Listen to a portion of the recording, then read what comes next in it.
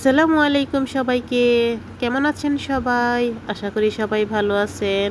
আমিও আপনাদের দোয়ায় আল্লাহর অশেষ রহমতে অনেক অনেক ভালো আছি। আজকে সকালবেলায় এক জায়গাতে যাওয়ার উদ্দেশ্যে রওনা দিয়া দিলাম, যেই কারণে গাড়িতে। আর আশেপাশের দিকটা তো দেখতেছেন মাশাআল্লাহ কত সুন্দর। বিশেষ কইরা ওই যে ক্ষেতগুলারে দেখাইলাম, জমিগুলা ধান চাষ করছে মাশাআল্লাহ, চোখ কিন্তু একেবারে জুড়াই গেছে ওইগুলা দেইখা।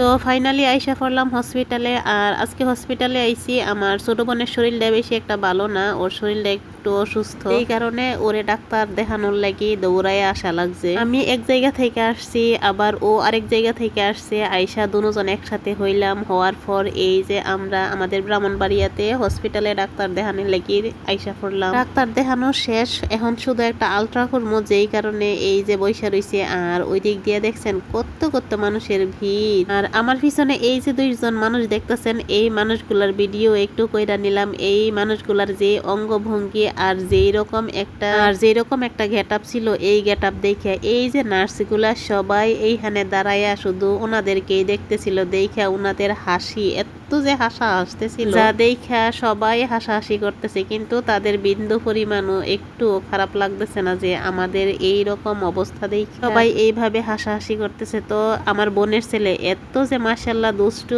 সবাই কিন্তু মাশাআল্লাহ বলবেন। আর দুষ্টু বলতে কিন্তু বাচ্চারা একটু দুষ্টামি করেই স্বাভাবিক। তো এদিক দিয়া ওনারা একের পর এক ওই যে দুইজন লোক, ওনারা গেটের এইখানে ছিল, আর গেটের এখানে থাইকা অনেক কথাবার্তা বলতেছিল, যা অনেক জোরে জোরে আর কি, যেই কারণে সবাই ওইখানে গিয়ে একসাথে জড়ো হয়েছে। আর একটা কথা কি জানেন, এই নার্সগুলারে না আমার কাছে খুবই ভালো লাগে। বিশেষ করে নার্সগুলারে না, তাদের এই পোশাকটার কারণে আমার কাছে খুবই ভালো লাগে তাদেরকে। অনেকক্ষণ ভিতরে বৈশা ছিলাম, বৈশা থাকার পর আর ভালো লাগতেছিল না। আর ছোট মিয়ারও অনেকটাই মনে হয় খারাপ লাগতেছিল, ও আর ভিতরে বৈশা থাকতে চাইতেছে না, এখানে ওইখানে দৌড়াদৌড়ি করতেছে। এই কারণে ওরে নিয়ে আমি একটু বাহিরে বের হয়েছি আর কি, হসপিটালের সামনে। তো ফুল গাছগুলারে দেখে আমার খুবই ভালো লাগছে মাশাআল্লাহ, অনেক ফুল ছিল, অনেক ফুল ফুটছিল আর কি। তো ফুলগুলারও একটু ভিডিও করে নিলাম। দেখছেন সবুজের মধ্যে কি ফুলের কালারটা দেখতে কিন্তু খুবই সুন্দর লাগতেছে। আর এই যে ছোট মিয়া এত যে দৌড়াদৌড়ি করতেছে, আর ওনারে যে এই জুতোগুলা পরাইছে, এই জুতোগুলা কিছুক্ষণ পর পরই খুললা যা, উনি তো হাঁটতেই পারে না। আর এইখানে আইসা বলতেছে উনি নাকি মাম খাইব। পরবর্তীতে ওনারে মাম খাওয়াইলাম, খাওয়ার পর আমরা কিন্তু ডাক্তার দেখানো শেষ হয়ে গেল। তারপর এই যে বাসার উদ্দেশ্যে রওনা দিয়া দিলাম। আর আসার পথেও একটু ভিডিও করে নিলাম। আর আকাশের অবস্থা দেখছেন বেশি একটা কিন্তু ভালো না, মনে হইতেছিল যে বৃষ্টি আসবো। তো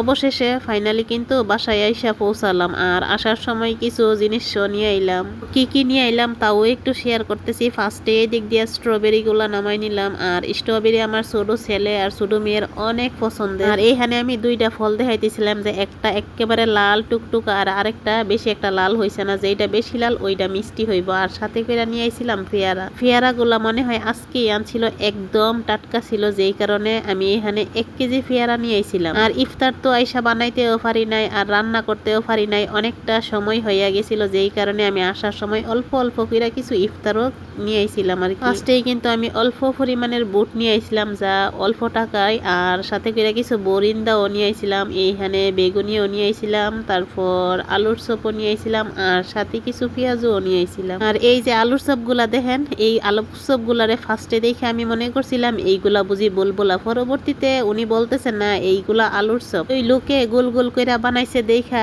অনেকেই মনে করতেছে যে এইগুলা আলুর চপ না, এইগুলা বুলবুলা। তো আমিও ওই রকমই মনে করছিলাম, এর জন্য আপনারা একটু ভাঙ্গা দেখাই দিলাম। আর বাসার মধ্যে খেজুর ছিল না, যেই কারণে আমি এইখানে খেজুরও নিয়ে আইছিলাম, খেজুর শেষ হয়ে গেছিল, এটাও কিন্তু আপনাদের সাথে শেয়ার করলাম। তো আরো কিছু নিয়ে আইছিলাম সাথে কইরা, এইখানে 3 কেজি পেঁয়াজও নিয়ে আইছিলাম। বাসার মধ্যে পেঁয়াজ ছিল অল্প পরিমাণের, যেই কারণে আমি আরো কিছু পেঁয়াজ আইনা রাখছি, কারণ এইগুলা তো সব সময় ঘরের মধ্যে লাগে, আর থাকতে কিনা আনা ভালো। সবগুলারে জায়গা মতে রাইখা ইফতারের সবকিছু কিন্তু আমি এই দিক দিয়ে খুললা রেডি কইরাও নিলাম। তো দেখাইও দিতেছে যে কি কি আমি এইখানে আনছিলাম, আর কি কি রেডি করলাম। যা যা আনা হয়েছে সবকিছু এখানে কিন্তু আমি রেডি কইরা নিছি, শুধু এখন শরবতটা গুলমো। তো সবকিছু আমি একে একে এই যে রাইখাও দিলাম, আর নিচে একটা পুরান কাপড় বিছাইছিলাম আর কি। তো আমার ভিডিওটা কিরকম হয়েছে অবশ্যই কমেন্ট কইরা বলবেন। ভালো থাকবেন সবাই, আল্লাহ হাফেজ।